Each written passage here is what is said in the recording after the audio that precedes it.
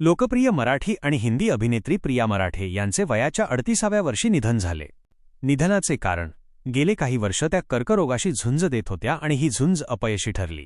काही वर्षांपूर्वी त्या या आजारातून बऱ्या झाल्या होत्या, परंतु अलीकडे त्यांच्या शरीरात कर्करोग पुन्हा पसरला होता.